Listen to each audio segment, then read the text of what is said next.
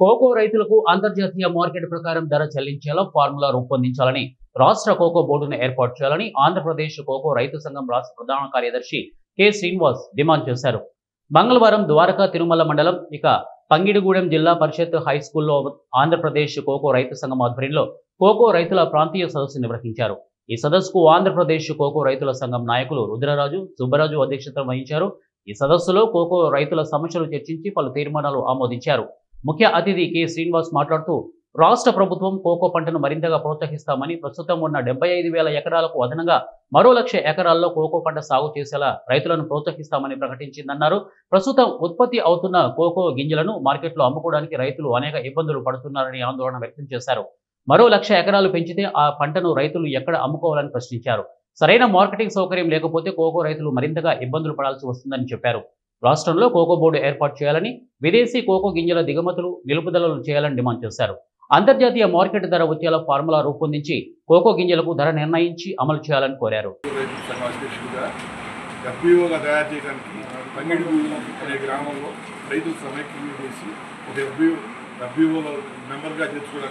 ఈరోజు పంగిడిగూడెంలో మీటింగ్ పెట్టాం. అట్లాగే ప్రతి ఊరు తిరిగి అన్ని వాళ్ళల్లో మీటింగ్లు పెట్టి రైతులను సమైక్యంగా చేసి ఎఫ్బీఓలో చేరుస్తామని చెబుతున్నాం. రైతులందరూ రాష్ట్రం మొత్తం రైతులందరూ ఎఫ్బీఓగా తయారై కంపెనీలకు పోటీగా మార్కెట్గా ఇంటర్నేషనల్ మార్కెట్లో కోకో గింజలు అమ్ముతామని చెబుతున్నాం. అదేవిధంగా కోకో గింజలను ఇంటర్నేషనల్ మార్కెట్లో ఇంటర్నేషనల్ రేటుకి కంపెనీల చేత కొనిపించే విధంగా చేయాలని మా కార్యక్రమాలు చేస్తాం. 50 రూపాయల సబ్సిడీతో 500 రూపాయలు ధర నిర్ణయించి కొనుగోలు చేస్తామని చెప్పారు. కానీ ఇంకా చాలామంది రైతుల దగ్గర ఆ పద్ధతులు కొనుగోలు చేయకపోవడం వల్ల రైతులు నష్టపోయిన పరిస్థితి కూడా ఉన్నది.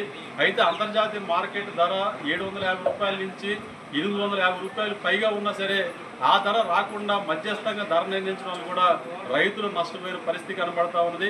ఇవాళ అంతర్జాతీయ మార్కెట్ ధర 2024 వరకు ఇచ్చిన కంపెనీలు 2025 సంవత్సరాలు ఎందుకు ఇవ్వాలని చెప్పేసి మేము ప్రశ్నిస్తా ఉన్నాం. అంటే కంపెనీలన్నీ కూడా సిండికేట్గా మారి కోకో రైతులను తీవ్రంగా నష్టపరుస్తూ సరే ఇవాళ కేంద్ర రాష్ట్ర ప్రభుత్వాలు ఏమీ చేయలేని నిస్సహాయ స్థితిలో ఉండిపోవడం కూడా చాలా బాధాకరం అని చెప్పేసి మేము భావిస్తా ఉన్నాం. మ్యాండిలీజ్ లాంటి బహుళజాతి కంపెనీలు, మల్టీనేషనల్ కంపెనీలు అరాచకాలను సృష్టిస్తున్నా సరే పట్టించుకునే దిక్కు లేదు, రైతుని ఆదుకునే పరిస్థితి లేదని చెప్పేసి కూడా మేము చెప్పదలుచుకున్నాం. మరి ఇట్లాంటి పరిస్థితుల్లోనే కోకో రైతులందరూ కూడా